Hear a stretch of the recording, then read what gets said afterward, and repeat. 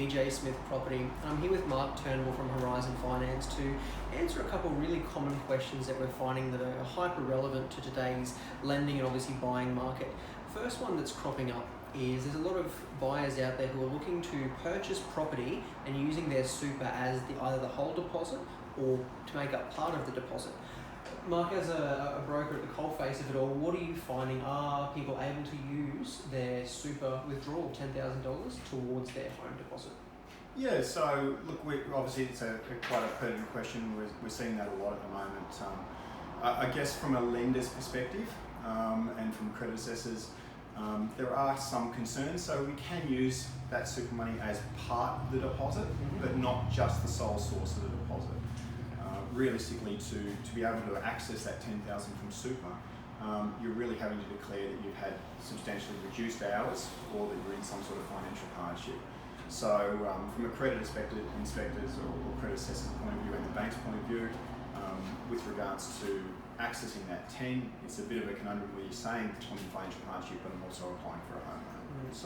So we can do it on the basis that we've had some reduced hours, and that has happened in the past, and things have returned back to normal. So in short, yes, it can be considered as part of the deposit, but not the sole deposit. Okay, so it can make up a percentage of it as long as it's not the entire one. Exactly. So it can be done, but it's also maybe not recommended because you're declaring to the bank that you've had some financial troubles, and then you're also asking them for some money as well. Yeah, so better not to. Exactly. So it's not the ideal situation, but obviously the whole current COVID-19 is not an ideal situation at the moment. So yes, it can be that used there in terms of that we applied for it. We had some reduced hours at that time. However, things have gone back to normal, or things have changed, and we're now ready. We want to buy a home loan and buy a house and get a home loan now. So as I said, but as a pure part of your deposit, you still have to have that 5% genuine savings, and that 10,000 from super or 10 in last financial year and 10 the next financial year can't be classified as genuine savings. Okay. And obviously there's a lot of buyers out there who are currently on the JobKeeper allowance, the $1,500 a week or a fortnight, whatever amount it is. Are banks still lending to buyers that are on a JobKeeper allowance? In short, yes, the banks and the credit assessors are willing to consider it.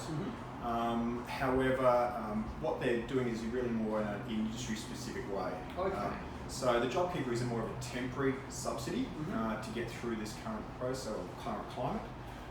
And so they're happy to consider it on the basis that obviously JobKeeper is lower than what their previous wage was. And what they're really looking for, as I said, from an industry perspective is once JobKeeper finishes and ceases, is there the likelihood that you'll go back to that normal income and normal employment. So for industries that have been substantially affected, perhaps things like restaurants, tourism, that type of thing, there's probably a little bit more trepidation in terms of accepting that.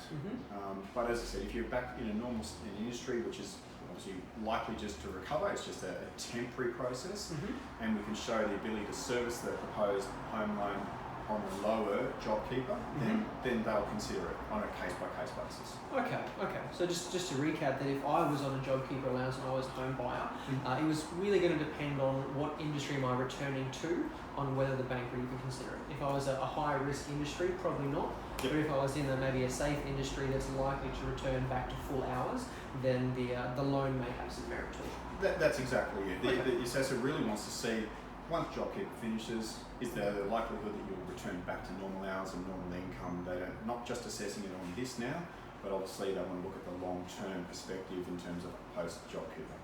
So there you have it. If you are a buyer and you are on the JobKeeper allowance package, that doesn't mean you are down and out from the market. Depending on the industry you're returning to, you may still be eligible to purchase, and you also are eligible to use your super withdrawals as part of your deposit, just to recap. You can't use it as the entirety. As always, though, we always recommend you have a chat with someone in the industry who can give you some recommendations, and no one's better than Mark here at Horizon Financial for that. So if you have any finance questions, please do give him a call. Otherwise, if you have any real estate questions, looking to buy or sell, we're always happy to help. Bye for now.